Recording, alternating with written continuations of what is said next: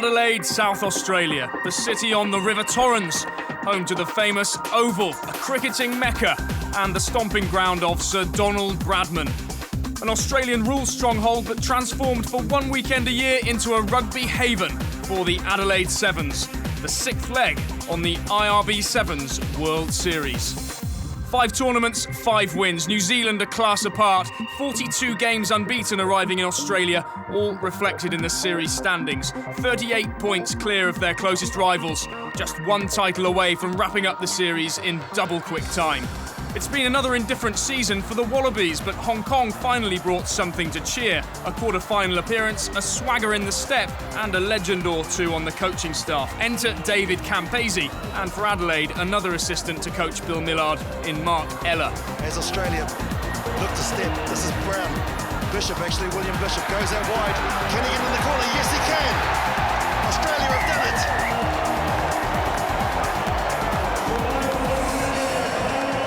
It was a initiative by Australian Rugby for 2 things. One, to lift the profile of the Sevens. They're 2 of the biggest names that have played for the Wallabies, and they've both got good Sevens experience. It's hard for them because they haven't been involved with the team and Sevens throughout the series, but they've come in quietly and just chipping away behind the scenes and starting to talk to the players one-on-one. So it's good to have them around.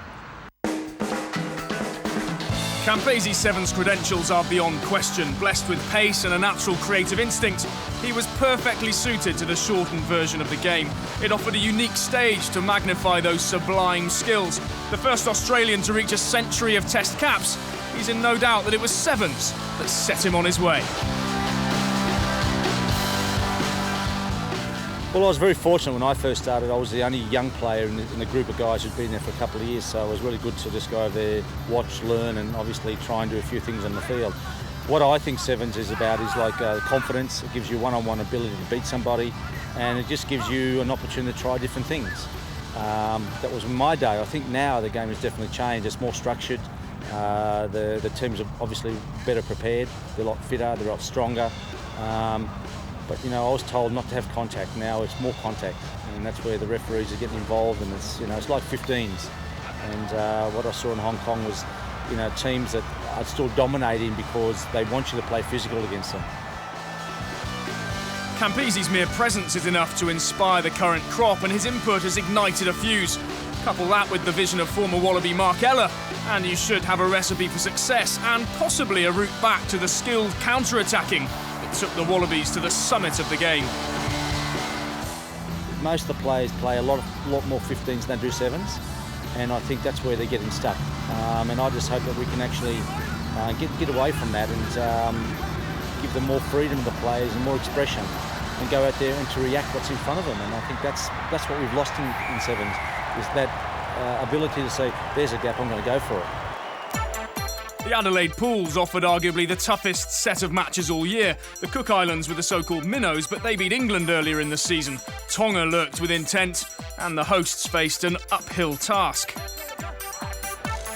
With Campo's words ringing in their ears, the Aussies fell behind to Canada before new find James O'Connor sparked a comeback. That's the advantage. Look at him. His vision is outstanding, and his strength for a 17-year-old. Got the pass back brilliantly. Oh, that's terrific play. Luke Inman's going to score the try, but put it down to the precocious talent of the 17-year-old James O'Connor. Now a chance for the Australians to snatch a great victory here if they can do it. The dummy throw, and away goes James Liu, showing the experience of a player in his 12th tournament. Scores the try that puts Australia in the lead. Unlucky Canada just missing out on the quarter-finals. Australia playing South Africa for top spot in the group. Dazelle. Out for MJ Mintz, wrapping around Dazelle. Oh, good skills. Redford Dazelle scores a terrific try. It's not often a tournament kicks off with 2 of the giants of the game, and England were hoping to catch Fiji cold. Not a bad option here. The chase is on. There's only Ryder back in defence. Try for England. Yes, it is from Hunt. He did well.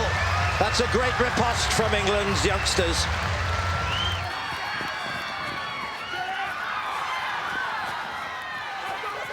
And now we've got Rocco, Nasoni Rocco, one of the great names, and he's building up a big overlap on the left. They've got 3 out wide.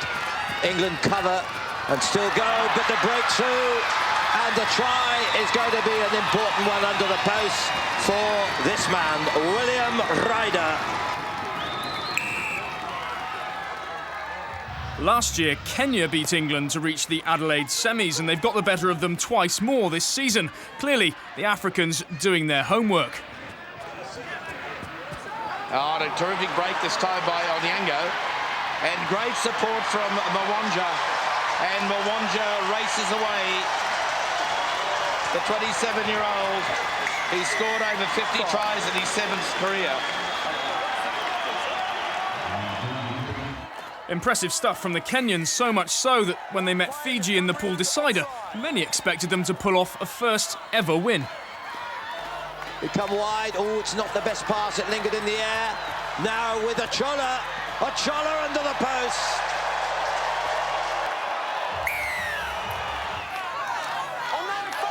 Playing advantage. Now there's danger. Real danger for Kenya. Look at the pace of the man. Matanavu, the new star on the block. They take the lead, and this guy has been one of the stars. After an impressive World Cup last year, Tonga aren't resting on their laurels. Under coach Peter Fainga, the country's Sevens team has won silverware on each of its limited outings this season and taken some notable scalps along the way. They surprised everyone in Wellington, powering past South Africa in the Cup quarters, and then also took Samoa to the wire in their first ever semi-final. An impressive upward curve for the men from the Friendly Islands.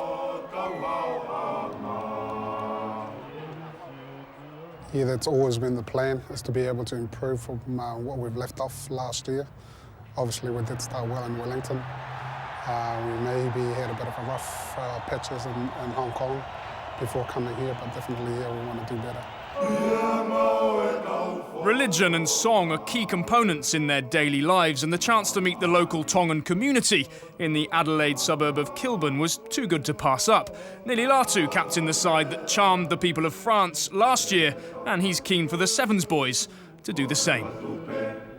Yeah, I think it's very hard. A lot of our players, we've been away from home. This is how we make our living. So, it's very important to have our supporters and even Tongan community coming along and helping us out. So, everywhere we go, we always seem to find a Tongan or Fijian or Samoan. So, it always put a smile on our face. So, we're very happy to go and see them tonight as well. In their 4 tournaments last year, the Tongans proved a match for the best. They were clinical in seeing off England when Sevens came to Adelaide for the first time, and humbled Wales on the biggest stage of all in Hong Kong. Wales would again be part of the challenge in Adelaide this year, along with fierce island rivals Samoa and Japan. Quietly confident, the Tongans would nevertheless afford all 3 maximum respect. Yeah, it's always special. I think we saw a bit of Japan and Wales over in Hong Kong. And, I could say Wales are starting to step up to the mark. So, it's going to be a hard day for us tomorrow. But, playing Samoa last, it's going to be something special to play your neighbours. But, there's no love lost there. We do what we do best is, get out there and throw the ball around and enjoy ourselves.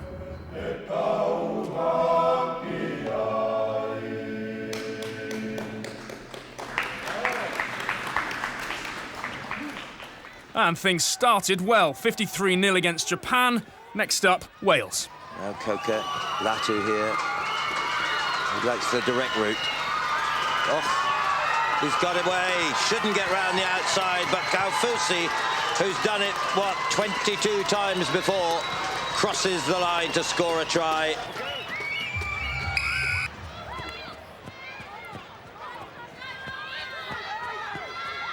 This is a good opportunity for Tonga.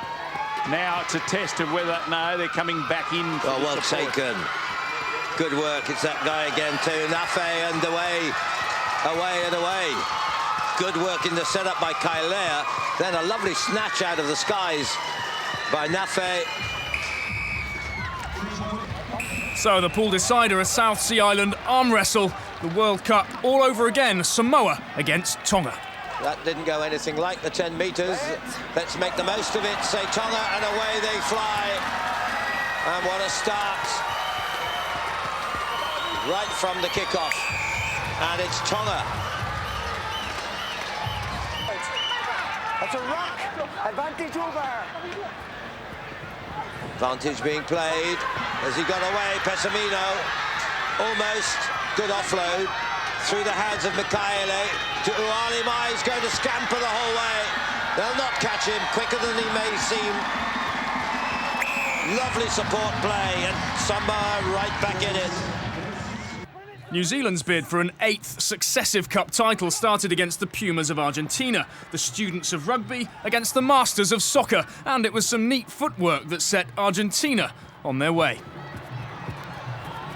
And there's our first look at Santiago Gomez Cora, and look at that, a bit of soccer skills, a bit of Maradona in there too, I think. I think there was a hand on that, wasn't there? Let's see if he gets a try. Well, he's a top man. Score. He pushes the ball in field, and they've done this throughout their tournament. No, the hand didn't touch the ball. It went down and it bobbed up off the foot. Yes. Pause. Engage. Spirit from the Pumas, but in the end it was one man, another type of wing altogether, who made the difference. Rakambula to Vito. This should suit Victor Vito. Such a powerful man. He's been likened to Lomu. And that is why. Vito again. And a lovely pass in field, and Edwin Coker goes in under the bar. Nobody in the channel. Vito links out. He can't beat him for pace, but he can for power. He takes 3 of them out, picks up the defender.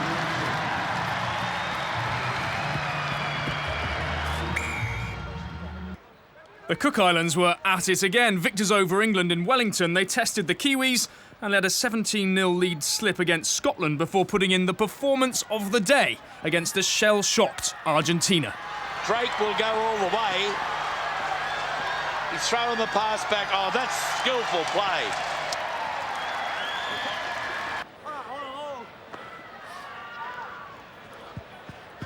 The kick and chase. Nathan Robinson, one of the try scorers. Will he get the bounce? He does. So the 6th try to the Cook Islands. 6 tries to 2. It's been emphatic. It's been a fantastic victory. A first cup quarter-final in 7 years for the Cooks. They face Samoa, Tonga to take on New Zealand, Kenya, South Africa, Australia and Fiji, completing a Southern Hemisphere lock-in.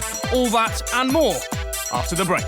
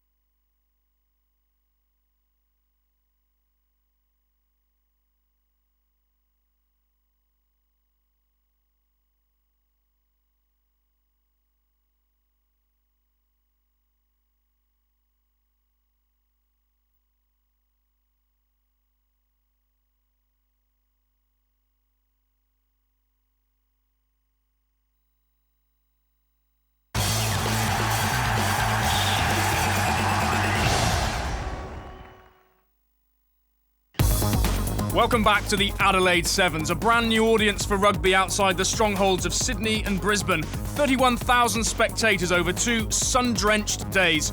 All good news for Australia.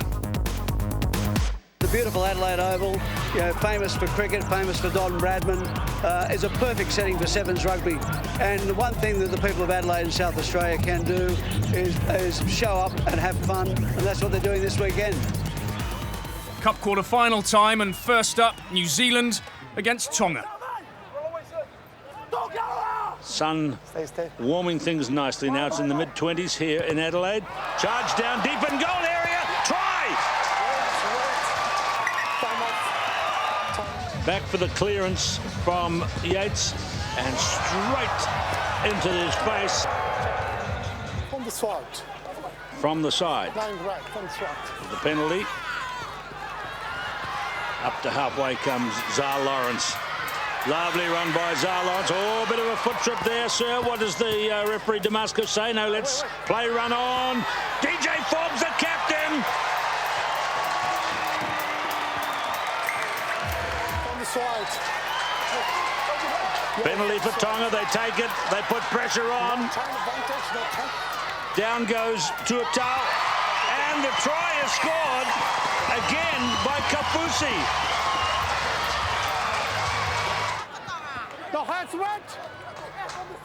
Forbes, who calls to the referee in from the side. So here they come this time. Lawrence out wide to Vito. New Zealand are back, but they're not in the lead. It's not automatic conversion. Victor Vito scores. It's a penalty against the Tongans again, taken by Yates. Not back 10 metres. They'll get another penalty here. Forbes going for it. Referee is playing advantage. Forbes gets across. Referee will go to the infield, but New Zealand will have the lead thanks to their captain, who's done it again from the front. New Zealand through just, but who would they face? Defending champions Fiji or hosts Australia? The crowd's loyalties tested, the match locked at 0-0 until the stroke of half-time. Walker's lost the ball. Chance for Fiji. Well, there'll be no history. In fact, Matanavu scores the try.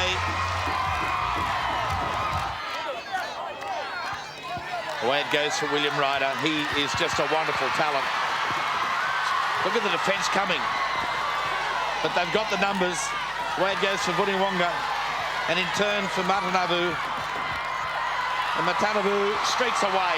He had a terrific opening day yesterday. And that's his 5th try in the IRB series.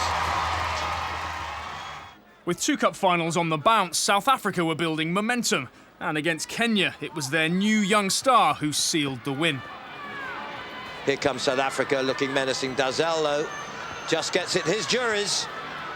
He could clinch it. If not, Aberson. That surely is the one that matters most. The Cook Islands had surprised everyone on day 1, but day 2 brought a different challenge. Samoa, too good. But here they come, and he's a hard man to stop. There's Mika Ali already making his mark.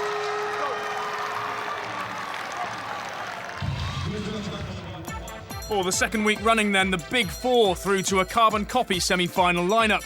Samoa would play South Africa, Fiji against New Zealand. Barely a week ago, Fiji suffered ignominy at the hands of New Zealand on the biggest stage of all, outgunned and nilled by Gordon Titchen's men in Hong Kong. Could they turn things around? Their resolve was tested right from the start. Look at that kick, wide to Nigel Hunt. And Gordon Titchen will be saying he's made the right decision by playing this man. That looked like a planned tactical move from a New Zealand team which never kicks. Look, I'm not over. Nambuliwanga at halfway. A stop and a start. And he's through. And he's away from DJ Forbes. What a brilliant reply. Lepani Nambuliwanga. Yes.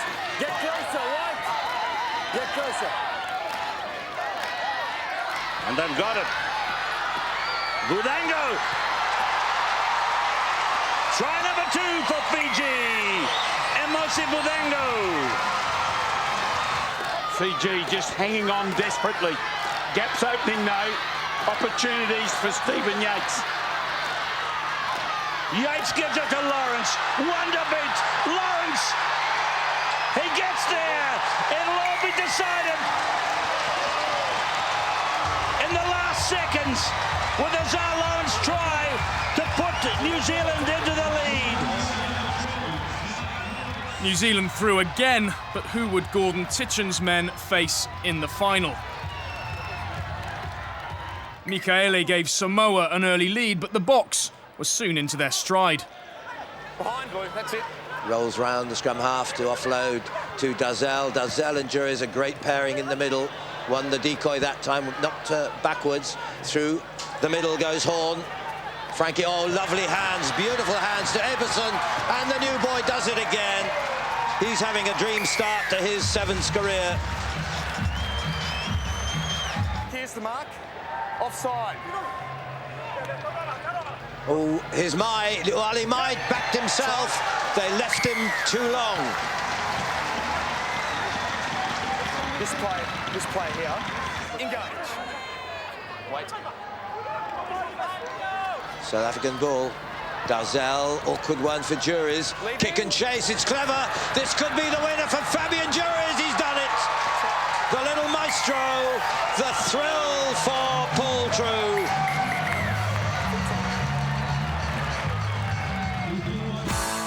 In the other finals, Wales won in sudden death extra time against Canada. Robert Lewis securing the shield. Argentina finished the tournament on a high, beating the USA to the bowl. Ramiro Del Busto with the pick of their tries. And the plate went to Tonga. 8 more series points going to the Islanders as they beat ever-impressive Kenya. And so to the Cup final. New Zealand, the champions supreme, against South Africa, the main contenders for the heavyweight belt, their closest rivals this season. The coaches looked on intently, their job's done, as the two sides prepared to leave every last crumb of energy on the Adelaide turf. Away for DJ Forbes, the captain. Ryan Booker. Now, Vito, he's had a terrific tournament. Makes the ball available again. The pressure put on by MJ Menson. Turnover possession for the South Africans. In there is Mbiozo, the number 1 on his back for the South African jersey. Elbershaw, he's had a terrific tournament. One of the real stars. Dalzell. Elbershaw, he's got wonderful pace. He's made it clear. Can he go all the way? He will. He's had a great tournament. Touch judge gives the nod. The referee signals the try, and South Africa lead the cup final. Well, we talked about an impact player, and this youngster, Robert Eberson, has really made his mark.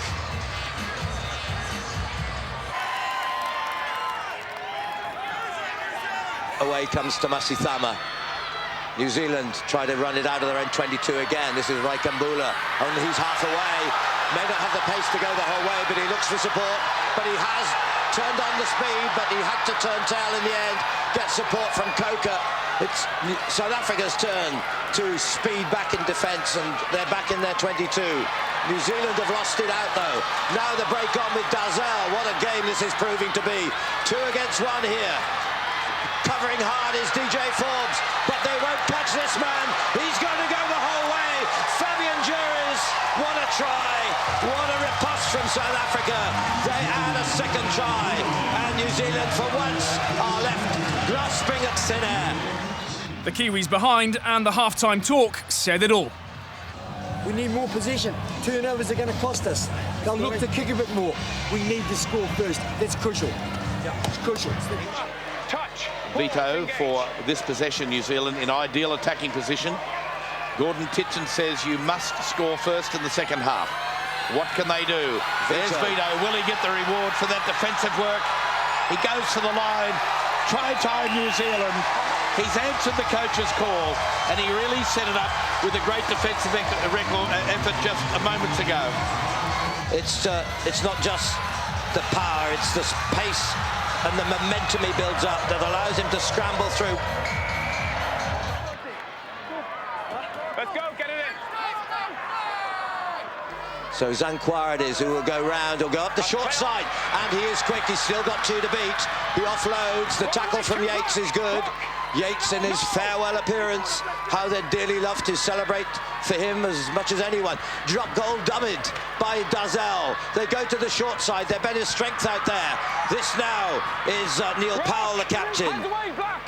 So much unseen work and so effective is Powell. Still the Springboks threaten the line, sensing that the next score might be crucial. Offloaded now wide, cutting back inside. Can he load it? It's Juries again. Juries scores. Brilliantly done. And the work by Everson absolutely critical to this score. Fabian Juries has risen to a new level this season, and he now has a vital try to take South Africa 2 scores clear. And that was enough. South Africa and coach Paul True jubilant. New Zealand's incredible run finally broken. It's just an amazing feeling to win a tournament at last. We played in 3 finals now and couldn't do it. But this time around we done it, and congratulations to my guys. They stuck in there, they defended well. We got a saying in our team that defence defines a person, and the guys just defended well and played their hearts out. Well done to them. A fantastic effort to close the gap on New Zealand, but 34 points ahead, their series defence is all but tied up. The Boks are well clear in second place, Tonga and Kenya showing just how competitive the global game of sevens has become. Next up for the rampant Boks is a European vacation. Murrayfield awaits, but first up it's London and Twickenham. We'll see you there.